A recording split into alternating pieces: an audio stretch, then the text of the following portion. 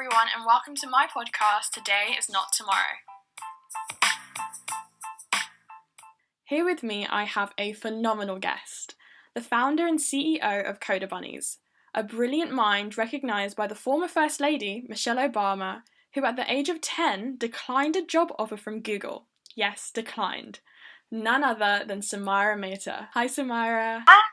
Hi, thank you so much for having me. It's a pleasure to be here today. Thank you so much. How are you? How has your day been? It's been great. How's yours? Not too bad. We're just settling down over here. Samaira, how old are you, please? I'm 12 years old.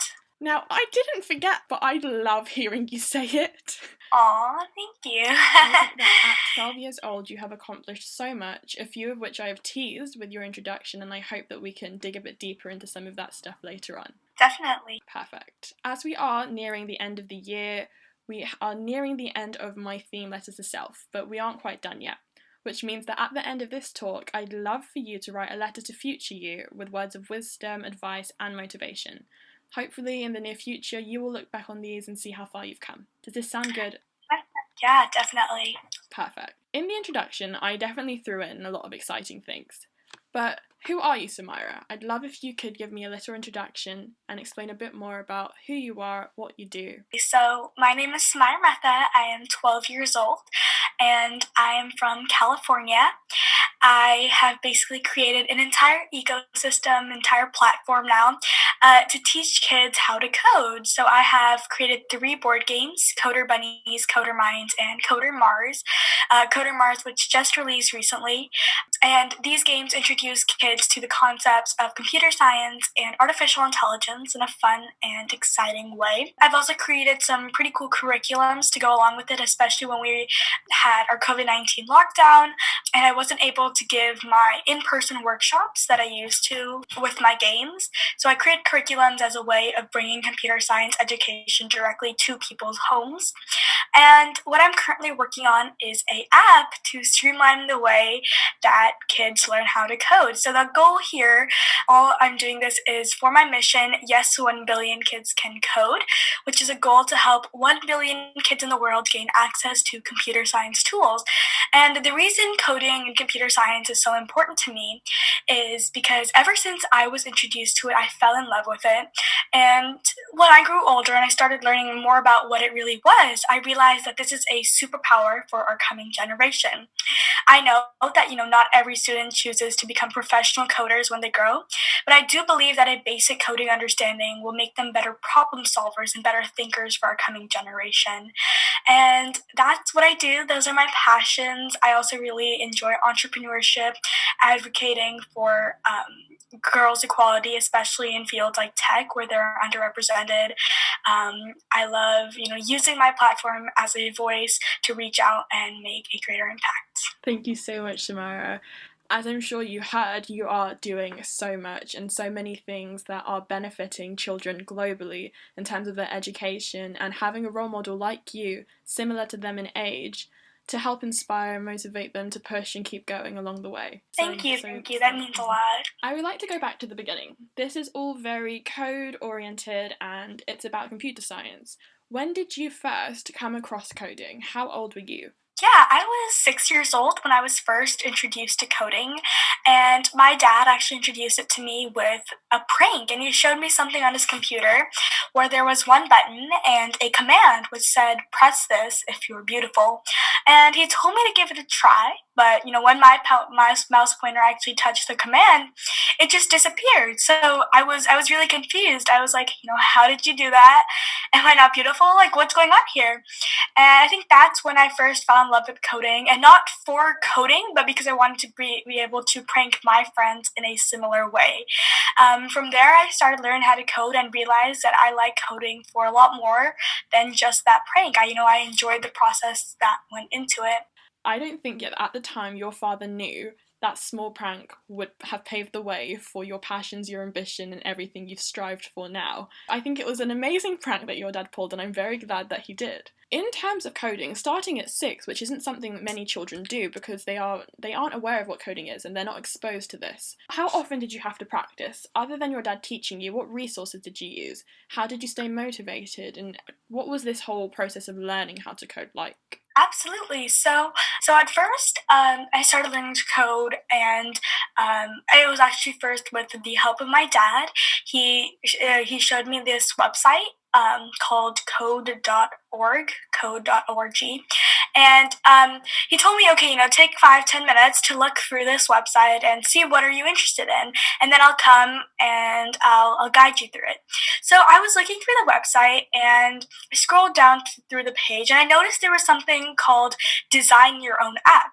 And of course, that intrigued me so much. I was like, I want to create my own app. I want to do it right now. I clicked on that lesson and I started doing it. And I was really confused. I had no idea what was going on because I had never in my life coded before. And a funny story behind that one too was I actually clicked run to see my program run, and I saw there were, I think, 1,000 red arrows or something like that. It looked like my whole screen was red. And you know how when you code, there's like those little lines, and they give you those little red ticks if there's an error in that code.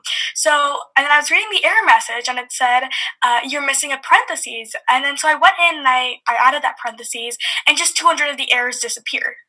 I was so confused, how fast it went. Just because of one parentheses, 200 errors disappeared. And then, but still, there were, 800 errors left. And I'm like, this is going to take my whole life to solve all this. I don't want to do it. This is too frustrating. I give up.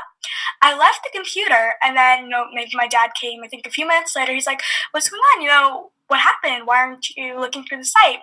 I told him, I was frustrated and I didn't want to learn it anymore because it was so hard and so confusing. And I actually like to compare it to an analogy now. Everything we've done before, whether it be math, there's a set of formulas we learn, and then we can apply that to whatever problem we do. For reading a book, we learn how to put letters together to form a word, and we could read almost any word. But coding is different. It's unlike anything we've ever done before. And I think that's the reason it was really frustrating for me, and it's frustrating for a lot of other people. My dad told me then to start from the basics and to calm down. We'll eventually reach the app lesson, but first you have to start from the basics. At first, of course, I thought, why would I calm down? I have 800 errors. I still do want to create this app. I don't want to learn to start from the basics, but I have learned over time it's better to start from the beginning and build up from there rather than to try to solve the hardest problem right away. I think that's one of my biggest advice for anybody who wants to learn how to code as well. Don't go ahead of yourself. Take your time, learn everything thoroughly, because that will help later on. I agree with you 100%. Coding is something you have to be persistent. You can't expect to see results immediately. You can tell that, as you said, how many errors you had on your screen that day. That is the norm for a coder. They get Absolutely. so many mistakes, and it's just about going back and adding that pair of brackets that changes everything. Adding that indent that changes it all. It's funny. After a while, you just laugh at yourself and you're like, I'll get it next time. Very relatable. I want to know, so you have now created these 3 board games.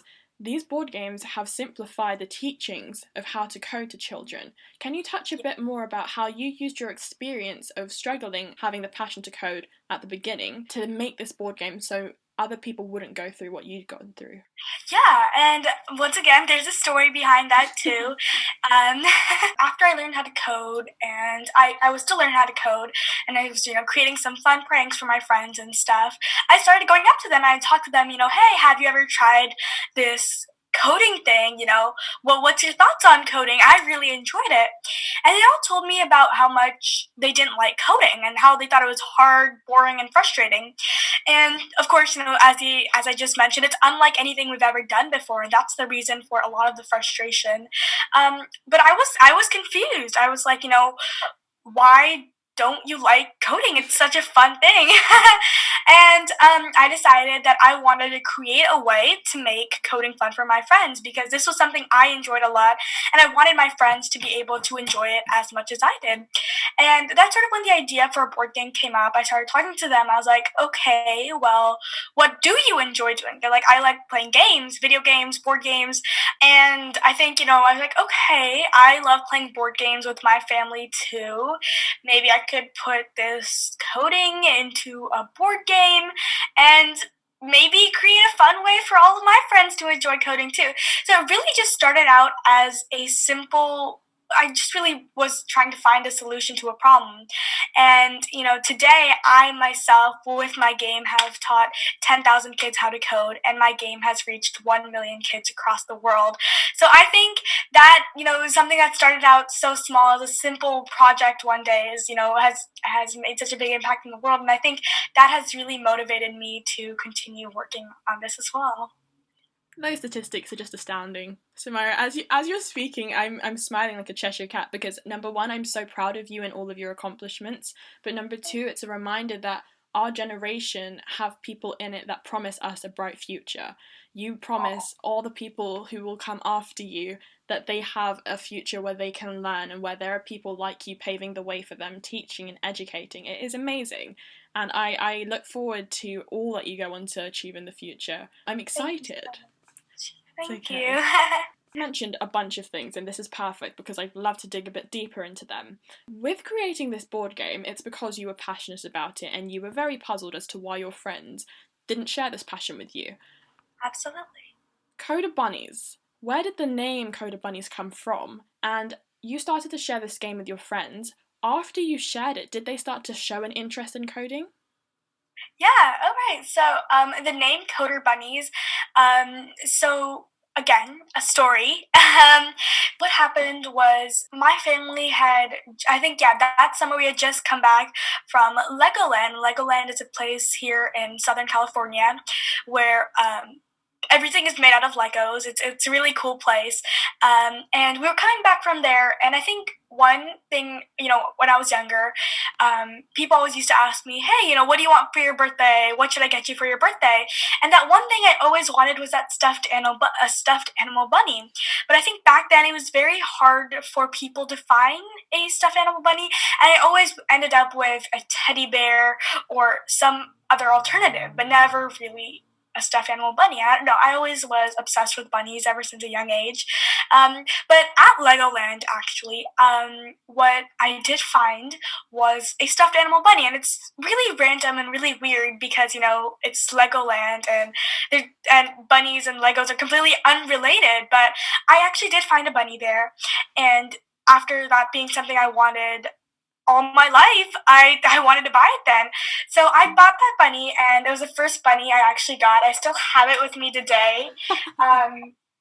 It's actually this bunny right here. What's this bunny's name? Coderbunnyz. Of course.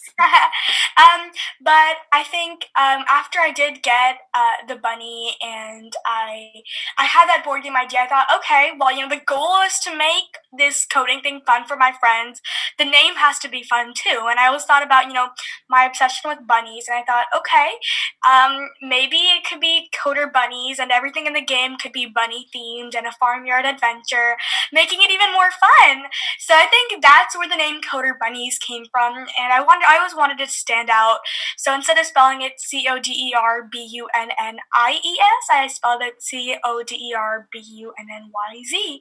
And I think, that's basically where the name came from. And in terms of, my friends' perspective towards computer science definitely did change after the game. They realized that something as hard as computer science and coding could be made fun through something as simple as a board game. And I think that's when I realized that I had solved a problem. And I think it was like my aha moment that this could really go farther and beyond just my friends. And I realized I love teaching my friends how to play the game, and I want to break this mindset that coding is boring and frustrating for other kids too. That sort of led me to holding workshops, libraries, and schools, and I think from there it really caught on. You mentioned that you had to start in libraries and workshops teaching this board game to people. At first, was it difficult to get a crowd and an audience? Were people, they saw you, they saw this pint-sized human being, and you had your board game with you. Were they more likely to walk away, or were they intrigued, and did they stop and listen? When I actually first went to the libraries to present them my idea that I wanted to, I have this board game, I have a presentation ready, would you let me hold, some workshops at your libraries maybe on the weekends? And, at first, I think first 5 libraries I went to, they rejected me. They simply straight up said, we already have other coding programs, we have online coding programs, maybe why don't you try and come back next year? Now I realize that a lot of the reason they probably did reject me in the first place with those excuses was because they thought I was 8 years old. On top of that, a little girl who should be playing with her dolls and princesses and Barbies right now. What is she doing trying to hold these workshops? How will she lead a workshop and who will come and listen to her? And of course, over time, I did realize there are people who don't believe age or gender determines what you can or cannot do. And I was very grateful to get a chance to hold my first workshop at my next door library. It's really close to my house, and I think that's where it all started, with that support of that one librarian who didn't believe that age or gender determined what I could do. But yeah, even at my workshops, a lot of people were, confused. They're like, I thought I signed up for a coding workshop. What is this little girl doing here? Is she really going to teach me how to code? And I think that's the mindset. That's the stereotypes that people have in their brain. It's, because I'm younger than you or because I'm a girl, I can't do the same thing that somebody older than me could have done. And I think one of my biggest goals is to break that stereotypes and remind our generation, our youth, that they can do anything they put their mind to as well. I agree with you wholesomely, and I'm very thankful to that one librarian who has now enabled you to teach over 10,000 kids how to code, and I know that will grow. It's amazing. Other than these workshops, you do talk at universities, you talk at technology events. You've been across the world, Samaira. What has been your favourite? Where have you enjoyed speaking the most? Yeah, I think one of my favorite places I've probably given a talk before is C2 Montreal. It took place in Montreal, Canada, and I think the reason I really liked the event was for multiple reasons. Number one, I think I felt really confident that day because of the way I looked. I got my hair done and stuff, and I felt really confident. I think confidence plays a whole huge role in who you are. And then I also really liked that event because of the amazing, the way that it set it up, the lights, and it was so professional, such a big stage. There was an audience of over 10,000 people, and it was. I think that was definitely by far one of my favorite events. I spoke for 8 minutes, and I was supposed to speak for only 5 minutes, and it went a little over time. But I think I really that was definitely one of my favorite events. That's amazing. As you're telling me all of this, there's one thing that we've completely forgotten, and that is how do you balance traveling across the world, going to school, owning a company, and continually teaching yourself these skills, because coding is something you have to frequently practice to be the best. How do you balance it? What's your schedule like? Yeah. So I think one trick that has really helped me in what I do is writing everything I have to get done that day on a planner. I think a planner is one of the best investments I've made in my life. I have it next to me almost always. I have it next to me right now as we're speaking. And I think by writing down my tasks that I want to get done and crossing them off as I do finish them has helped me stay on task, and has helped me, really prioritize my work, as well as, breaking up my day into parts, saying, okay, during this time I have school, so I'm probably going to focus on school, trying to get as much homework as I can done in school itself. Maybe after school, okay, I'll take some break and maybe I'll eat some food. I don't know, just take a break. And then, okay, I'll finish up homework in maybe 1 hour after that. And then all the rest of the day, I'll focus on my skills, my company, other stuff like that. And I think, also breaking up my day into, intervals and then prioritizing my stuff on a planner has really helped me. But one more motto I'd like to live by is that time expands to accommodate your passions and priorities. A lot of people ask me, how do you manage, with all of the work that you do? But I do truly believe that if you are passionate about what you do, then time will expand to accommodate in all of those passions and all of those priorities. I agree with you 100%, and we can see this because you are still going and you are still thriving. You've found this balance. As you mentioned, planners are an essential tool. You said that yours was over there. I pointed, mine is down with me as well. They Yeah. they changed the game entirely. I loved what you said, that as you find passion for something, the amount of time you spend towards it's infinite. It can take a very small amount of time to get a lot done because you are enjoying what you're doing. And that is Yeah. amazing.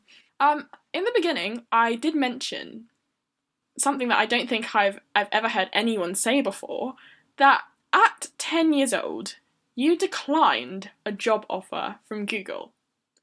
Now, I'm sure you're asked this question frequently, Samaira, because people can't fathom why. But why did you decline the job offer? Alright, so I'll just tell you the entire story of how it sort of happened.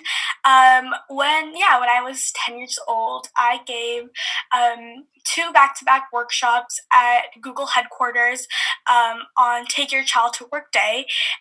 So the parents and the kids joined us, and I held some workshops at Google. And then afterwards, the Chief Cultural Officer of Google, Stacy Sullivan, we met and we talked for a little bit, and she said, we'd love to have you, work at Google. And I think at that time, ever since a young age, I've always been passionate about doing my own thing and following my own dreams. So I said, thank you so much, but I really enjoy what I do, and I'd love to further continue with that.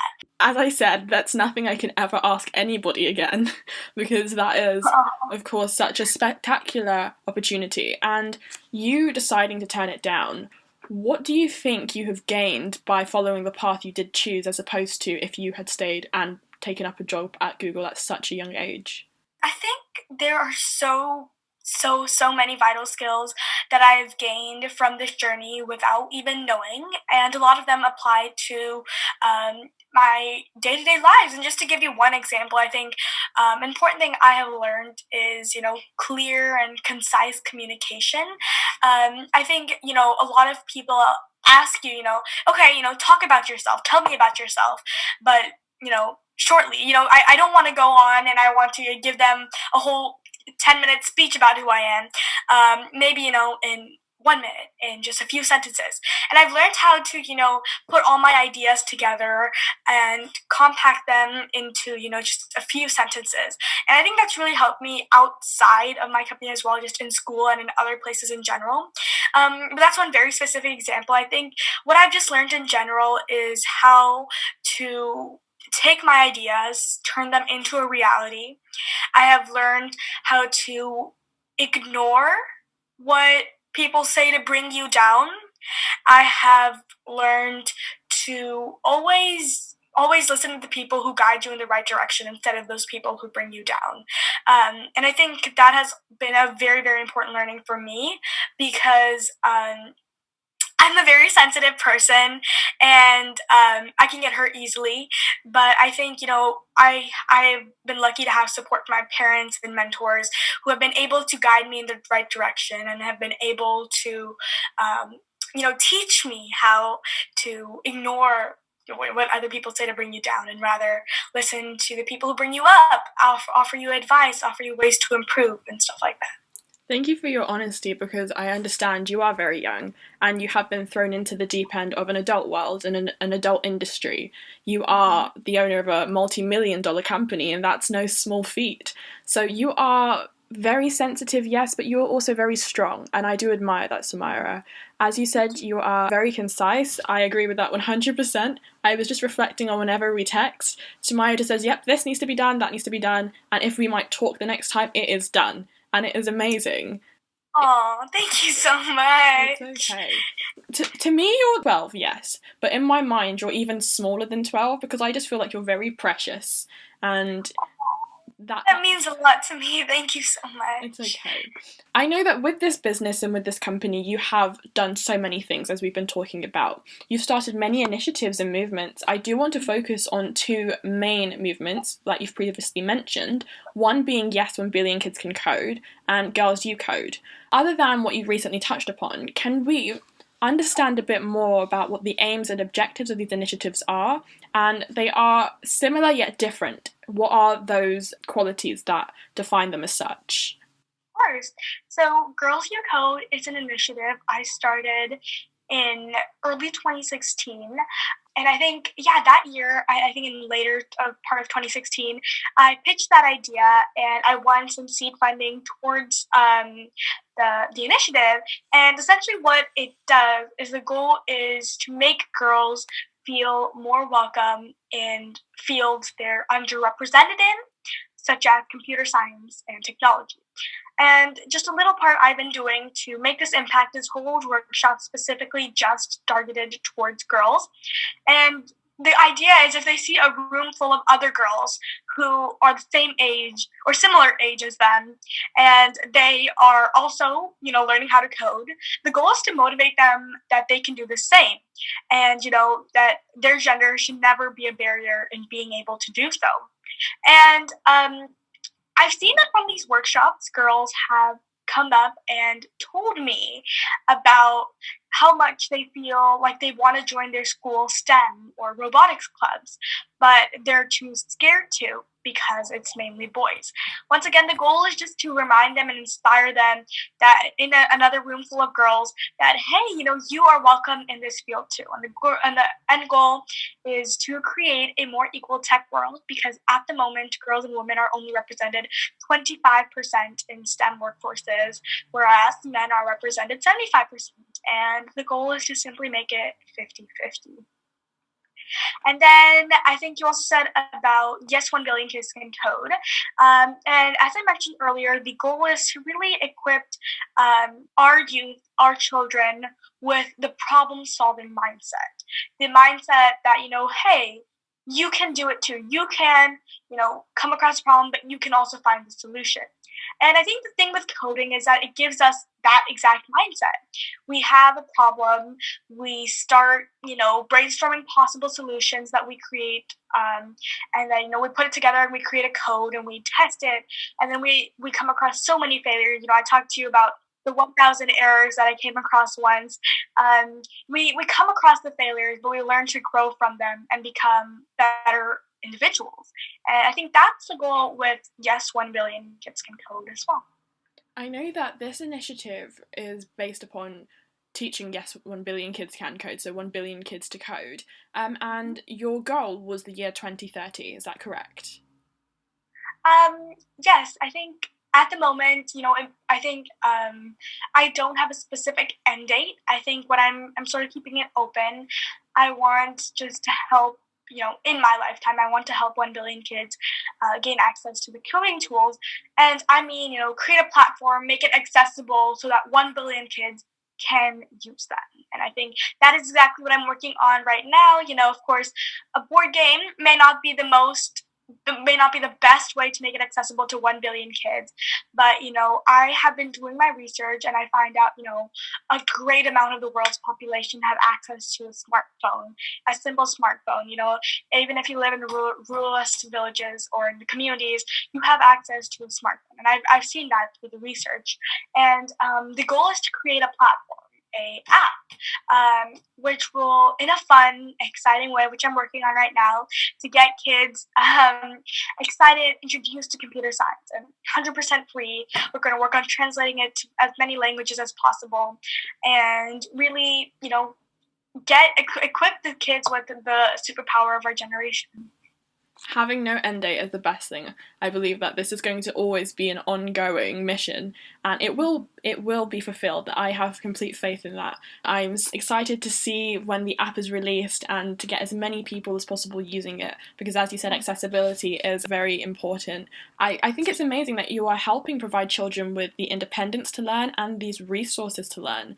During the summer, you did something even more spectacular to hone in on those things, the independence, to take an idea that they have and make it their own, bring it to life. You started a competition called Boss Biz. Please, can you tell us a bit more about what inspired you to start Boss Biz, what it is, and how it went? Absolutely. So, Boss Biz is a 2-week program that will teach you how to, create your own business and become an entrepreneur. You get the chance to create your own business and then present it for. I think in the summer, the grand prize was 1,000 US dollars as so receive funding to make your ideas and visions a reality. And I think my main inspiration behind Boss Biz was when everything became virtual. In after March, and at first, I thought maybe I won't be able to do as many talks and workshops as I used to do. I thought would it put a hold to some of my work, but eventually I realized everything's going virtual, so can some of the work that I've been doing, and I think I personally have been able, despite all the, everything going on in the world right now, I've been able to make the best of this situation. I have been able to actually reach a lot more people in the world because everything's virtual. I could sit here and talk to somebody in Malaysia, and I could teach them how to code without having to physically be there. And I think that has been something really that's helped me, because I think if there's anything I've learned from this, it's that youth have an amazing mindset and a mindset that deserves to be heard. And I thought, okay, well, I have gone through the ups and downs of creating a business. What if I could sort of put those skills to a use and, create a way where these innovative youth who have this amazing mindset can maybe get a safe space to present their ideas, make them a reality, and then, have fun while doing it too. I know you have another Boss Biz week coming up from the 19th of December until the 30th. How can people get involved? You could sign up on our Eventbrite page. It's bit.ly/bossbiz, which is spelled BOSSBIZZ. You could sign up there. You could totally join. I think, really just the goal is to get the youth's mindset heard. And there's another one happening from December 19th to 30th, as you mentioned. And, it'd be awesome to have you join too. I know that you are a role model, Samaira, and people look up to you. But who do you look up to? Who have been the people that you look up to and say, well, I'm doing this to be like them? Some of my biggest role models have been Ada Lovelace and Grace Hopper. Ada Lovelace was, I guess you could call her the inventor of code. And I think I find her as an inspiration because she was a woman who did all this, back a long time ago, and think, if women could get such an amazing opportunity in, tech and computer science in the past, women can have the same now and in the future. So I think I find her very inspirational, as well as Grace Hopper. She, I guess also you could say, invented one of the widely used computer science concepts, debugging. And of course, there's a funny story behind that. Where she was trying to fix a code, I think, in one of those big computers, and I think the problem was that there was a literal bug inside, a literal bug inside the computer. So when she took it out, it all started working, and from there they called it debugging. And I think I find her an inspiration for that reason, but also because when she was doing this, she was I think the only woman in that room, the only woman who was doing all this. And I find it inspiration that despite all the odds, she continued to persist and push.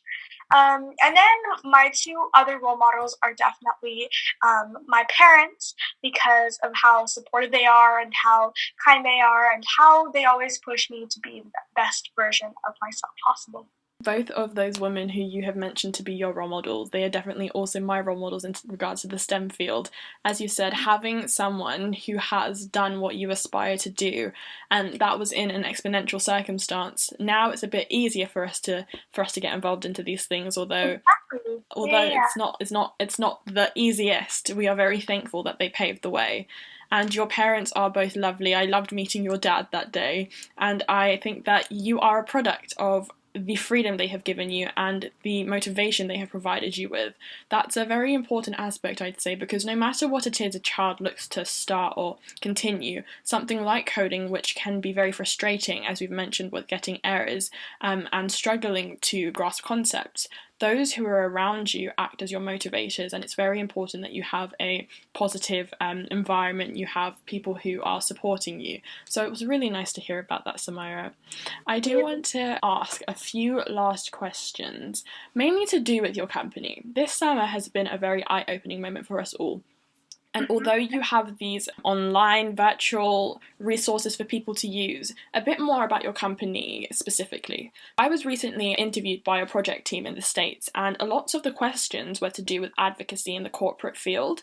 As a company and as the CEO of your company, what are you doing to ensure that there is a co-inclusive and diverse environment that is non-discriminatory? Absolutely. And I think, one of the things that I am most passionate about is, an equal workforce, a place where women are paid equal to men, a workforce where people are not discriminated based off the color of their skin.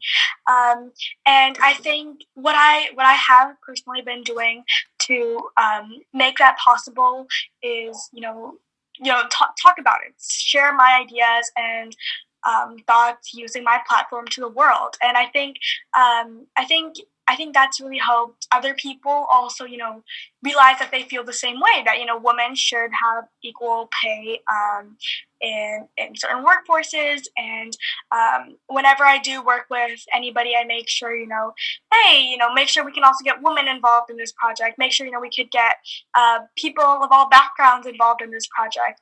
And I think, that's been really important too. That is a very good way to go about it. And as you said, inclusivity is a very important part of making sure somebody does feel like they're involved. Sheryl Sandberg always says that you deserve to sit at the table.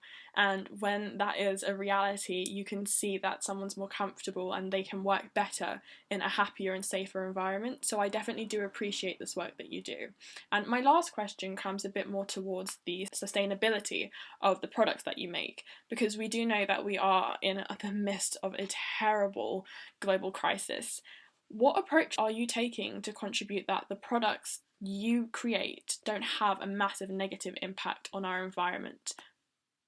Yeah, so I think, one of the biggest things I've been doing personally is make sure my products are made through eco-friendly material. And I think, that's a huge part because, you have to be the change. You have to show that you are trying to make the change for other people to get inspired to make the change as well. Perfect. I know that you are going to continually make these products, and when someone receives them, they can be rest assured that these have come from the best producers and they won't be harming the environment. So thank you for that, Samaira. Before we move on, I do want to congratulate you because recently you were featured on the United Nations Women's article alongside the likes of Greta Thunberg and Millie Bobby Brown and amazing change makers. Samaira, that's amazing. So just a massive well done for you for that. Thank you so much. It's okay. I do hope that when you come to London, you let me know so we can get together and a catch up. Definitely, that would be awesome. Something to look forward to. But until then, I think I would love if you can write your letter to self. Yeah, so I think, dear future me, if you're reading this maybe 6 or 7 years down the line, I hope that you are still working on projects that are close to your heart, that you were passionate about. And I hope that you look back and you see some of the work that you did maybe when you were younger has impacted who you are as a person now. And always remember to chase your dreams and never get scared or stop doing what you love. And always, listen to the people who guide you in the right direction rather than the people who bring you down. I cannot wait to be you. Much love, Samaira. Samaira, that was beautiful. Thank you so much for taking the time to have this talk with me. Thank you. Thank you. It was my pleasure to be here. I think that I can definitely reflect on this episode and say that I am 100% rest assured that people like you in our generation are going to make the change that's needed. And I hope that everyone listening remembers that it's never too early to start chasing your dreams. You can do whatever it is that you put your mind to. And we've got a lot of work to do, so get started. Yeah, definitely. Thanks so much, Samaira. I'll talk to you soon. Thank you. Bye.